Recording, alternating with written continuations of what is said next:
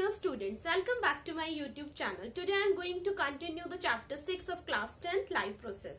जो मेरा ये वीडियो देख रहे हैं, इससे पहले भी मैंने इस चैप्टर पे वीडियोस बनाई हैं, जाके आप पहले उसे देख लेना। आज हम स्टार्ट करने जा रहे हैं respiration in human beings. Respiration in human beings start करने से पहले first we know the what is respiration, what is difference between respiration and breathing. Okay, यहाँ पे हम वो क्लियर करेंगे। रेस्पिरेशन होता क्या है? Respiration is a biochemical process in which simple organic compounds like glucose are oxidized in order to liberate chemical energy in the form of ATP. Respiration एक biochemical process है। इसके अंदर जो सिंपल ऑर्गेनिक सब्सटेंसेस होते हैं, जो हम food खाते हैं, वो कॉम्प्लेक्स फॉर्म होती है। उसे जब हम डाइजेस्ट करते हैं तो वो सिंपल फॉर्म में कन्वर्ट हो जाता है, लाइक ग्लूकोज। अब जो ग्लूकोज होता है वो फर्दर डिवाइड होता है और वो एनर्जी को लिबरेट करता है in the form of ATP. जो एनर्जी बॉडी के अंदर बनती है वो एटीपी की फॉर्म में बनती है।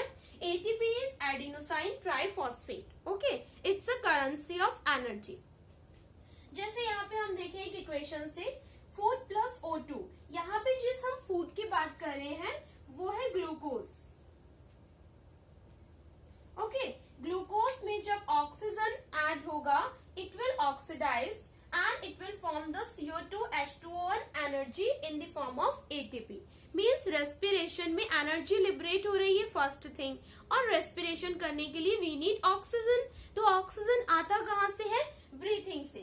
breathing involves taking in oxygen and releasing out of carbon dioxide. So it is a physical process. हमें ये तो पता चल गया कि respiration is a biochemical process and breathing is a physical process. इसमें खाली हम टेकिंग इन ऑक्सीजन, ये दो चीजें होती है, taking in oxygen, releasing out carbon dioxide. Means जो ब्रीथिंग की वजह से ऑक्सीजन हम गेन करते हैं वही रेस्पिरेशन में यूज होती है, राइट। और जब रेस्पिरेशन के समय जो CO2 रिलीज होती है वो आउट हो जाती है बॉडी से, ब्रीथिंग। तो ब्रीथिंग क्या होता है? सांस लेना और छोड़ना, ऑक्सीजन को लेना और CO2 को बाहर करना। सिर्फ इतना ही काम है ब्रीथिंग का। हम कह सकते हैं कि breathing is the part of respiration. Respiration जो एक प्रोसेस है उसका पार्ट है breathing. Okay, but respiration is not the part of breathing. Breathing is the part of respiration. I hope आपको यहाँ पे क्लियर हो गया कि रेस्पिरेशन क्या होता है और ब्रीथिंग क्या होता है। अब यहाँ पे हम देख लेते हैं कि ब्रीथिंग रेस्पिरेशन कितने टाइप्स के होते हैं। ओके, और ग्लूकोज किस तरह से किस तरीके से अलग अलग पाथवे से ब्रेक होता है। ओके,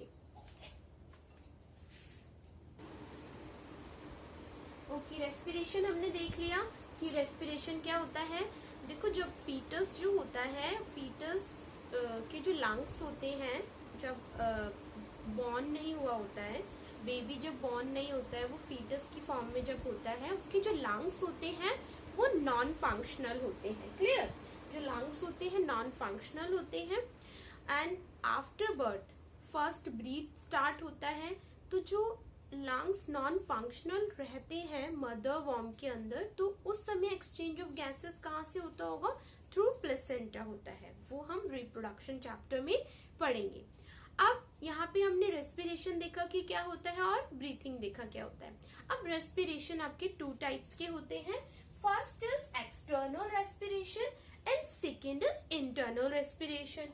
एक्सटर्नल मीन्स बाहर, इंटरनल मीन्स अंदर। अब एक्सटर्नल रेस्पिरेशन में क्या होता है? That involves exchange of respiratory gases. यहाँ पे एक्सचेंज होता है रेस्पिरेटरी गैसेस का। अब रेस्पिरेटरी गैसेस क्या है आपकी? O2 और CO2। किसके बीच में एक्सचेंज होता है? Between lungs and blood. जो एक्सचेंज होता है रेस्पिरेटरी गैसेस का वो लंग्स एंड ब्लड के बीच में एक्सचेंज होता है। अब लंग्स में कैसे आती है गैसेस? ब्रीथिंग के थ्रू। एनवायरमेंट से हम O2 को इनहेल करते हैं, एक्सहेल करते हैं CO2। ओके, तो लंग्स में आती है पहले गैसेस, देन वो ट्रांसफर होती है ब्लड में। मीन्स लंग्स टू ब्लड जब गैसेस का ट्रांसफर होता है तो that is called external respiration. And internal respiration क्या होता है? Which involves exchange of gases between blood and tissues. अब यहाँ पे ब्लड से टिश्यूज में ट्रांसफर हो रहा है। अभी लंग्स और ब्लड के बीच में बात हो रही थी, that is called external respiration. If we are talking about internal respiration, so यहाँ पे देखो बिटवीन ब्लड एंड टिश्यूज, इसमें कहाँ होता है, ब्लड एंड टिश्यूज के बीच में एक्सचेंज होता है इन इंटरनल रेस्पिरेशन। तो ये हो गए आपके two types of respiration, first is external and second one is internal. अब देखते हैं, यहाँ पे हमने देख लिया कि रेस्पिरेशन क्या होता है, ब्रीथिंग क्या होता है, ओके हमने ये चीजें समझ ली, टाइप्स ऑफ रेस्पिरेशन क्या होता है। अब रेस्पिरेशन में जो हो रहा है, रेस्पिरेशन में क्या हो रहा है, ब्रेक डाउन हो रहा है किसका, ग्लूकोज का डिफरेंट पाथवेज में। क्लियर, ग्लूकोज ब्रेक डाउन हो रहा है, मीन्स रेस्पिरेशन एक्चुअली में है क्या, ब्रेक डाउन होता है सिंपल ऑर्गेनिक सब्सटेंसेस का, सिंपल फूड का लाइक ग्लूकोज, और उसमें होगा क्या, एनर्जी, हमें एनर्जी लिबरेट होगी, मीन्स एटीपी की फॉर्म में एनर्जी लिबरेट होगी। पूरे रेस्पिरेशन में एनर्जी लिबरेट हो रही है, but in case of breathing कोई एनर्जी लिबरेट नहीं होती है, सिर्फ taking in oxygen and releasing out of carbon dioxide, that's it, इतना ही होता है ब्रीथिंग में। ओके अब देखते हैं कि ग्लूकोज किस तरह से डिफरेंट पाथवेज यूज करके ब्रेक होता है।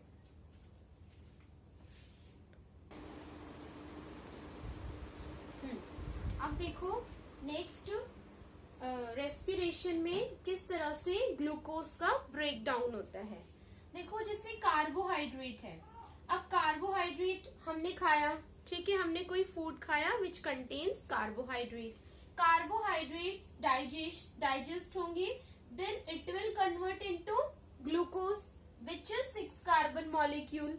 ग्लूकोज में कितने कार्बन प्रेजेंट होते हैं, 6 कार्बन प्रेजेंट होते हैं, that's why it is 6 carbon molecule. अब ग्लूकोज का कन्वर्जन होगा पायरुवेट में by the process of glycolysis. Glycolysis अब ये कहाँ पर होगा, ये होगा सेल के साइटोप्लाज्म के अंदर।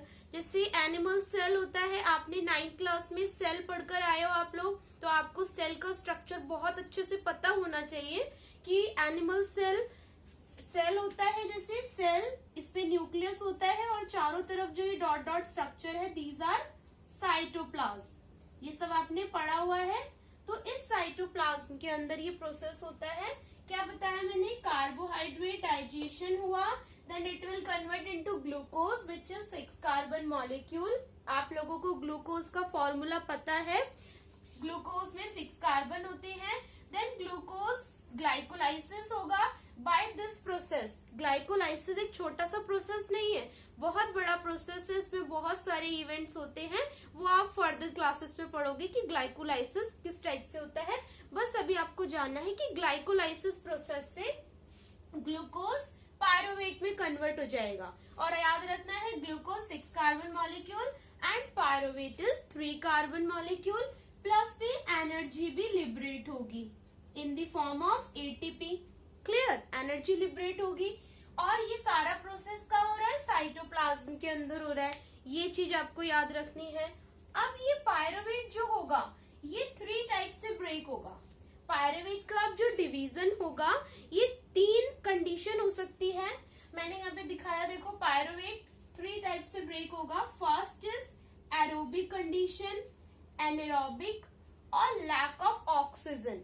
मीन्स एरोबिक रेस्पिरेशन में क्या होगा, अगर ऑक्सीजन की प्रेजेंस है तो उसे कहेंगे एरोबिक रेस्पिरेशन। मीन्स जो ये पायरुवेट है ये ब्रेक हो रहा है इन the presence of oxygen, that's why it's called aerobic respiration. अब इसमें होता क्या है, ये कहाँ पर होता है, ये माइटोकॉन्ड्रिया के अंदर होता है, ये चीज आपको याद रखनी है कि aerobic respiration is in the presence of oxygen होता है, और पायरुवेट का ब्रेक डाउन हो रहा है अब 3 में। Pyruvate is aerobic, anaerobic, lack of oxygen. In the presence of oxygen हो रहा है ये, और कहाँ पर हो रहा है एरोबिक रेस्पिरेशन, माइटोकॉन्ड्रिया के अंदर। सेल में माइटोकॉन्ड्रिया प्रेजेंट होते हैं, तो माइटोकॉन्ड्रिया के अंदर हो रहा है। नेक्स्ट इसका जो एंड प्रोडक्ट फॉर्म हो रहा है, अब रेस्पिरेशन हो गया, कुछ लास्ट में प्रोडक्ट फॉर्म होगा, इसका जो प्रोडक्ट फॉर्म हो रहा है carbon dioxide, water and energy, और एनर्जी क्या होगी in the form of ATP only. ठीक है, नेक्स्ट इज एनारोबिक रेस्पिरेशन। अब जो एनारोबिक रेस्पिरेशन है, एनारोबिक रेस्पिरेशन में क्या होगा, अकर इन ईस्ट, ये होगा ईस्ट के अंदर। एनारोबिक रेस्पिरेशन आपका ईस्ट के अंदर होगा। This is in the absence of oxygen. Anaerobic respiration, अब ऑक्सीजन की प्रेजेंस नहीं है।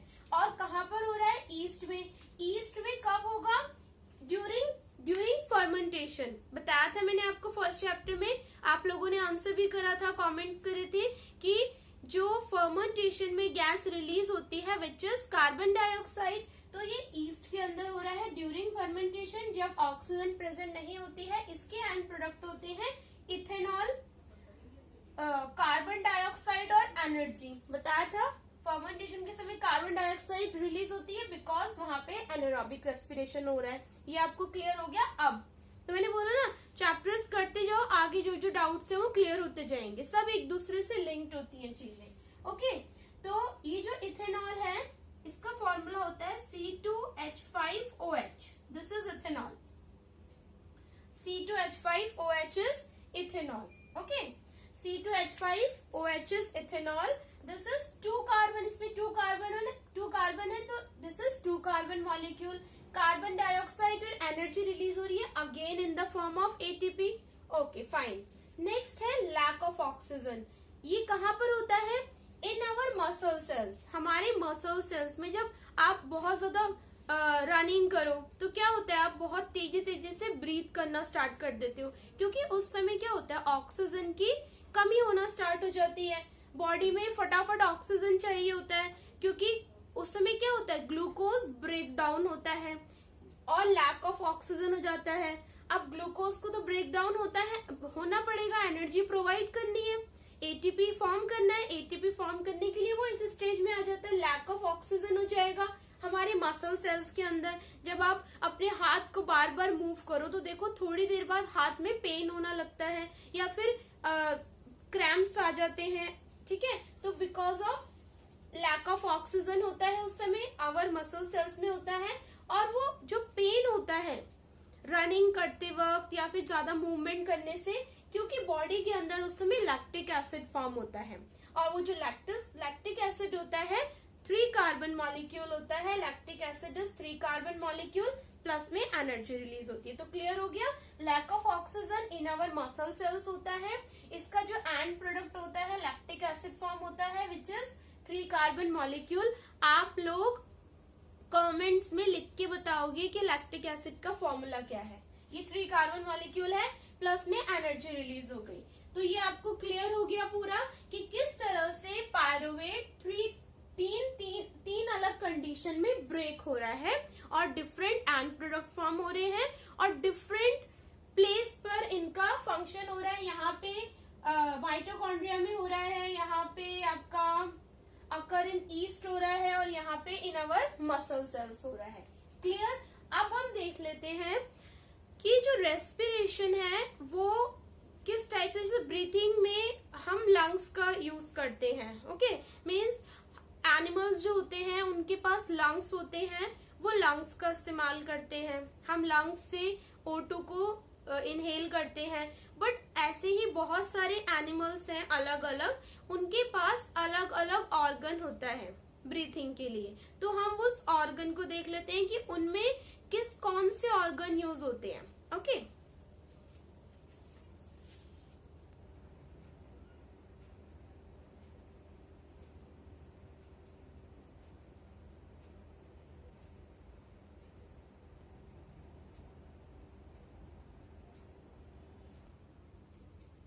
अब देखते हैं कुछ जनरल सी चीजें देख लेते हैं।